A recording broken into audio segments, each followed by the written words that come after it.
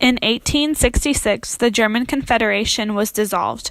In its place, the North German Federation was established under the leadership of Prussia.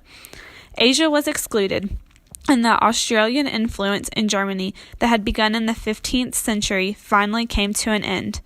The North German Federation was a transitional organization that existed from 1867 to 1871, between the dissolution of the German Confederation and the founding of the German Empire.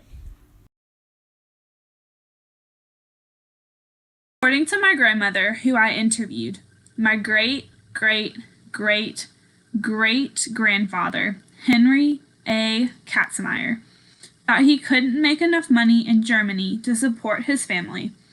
So one day he came home from work and told his wife, Marie Eva Redig Katzenmeier, to pack everything she could in this chest. She did as she was told. Her, Henry, and their son, Henry Jr., who at the time was an infant, got on the Vera Cruz from Avar, Germany, to Ellis Island, New York. The ship landed on July 8, 1867. They had noticed that America was booming due to the Industrial Revolution. So after they landed, they settled in Pittsburgh, Pennsylvania, where the steel industry was still very popular. So my great-great-great-great-grandfather went into the steel industry.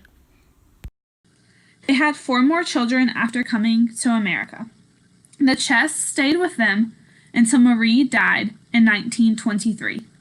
It was then handed down to Henry Jr., who handed it down to his son, William Henry Katzenmeier, who, in 1976, gave the chest to my grandmother, Carol Lynn Williams Schaefer Forrest.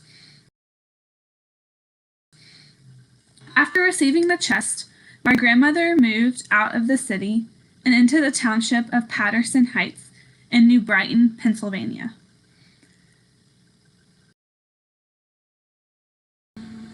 In 1986, my step-grandfather's job was moving him, so he and my grandmother and 2 of her children moved to Charlotte, North Carolina.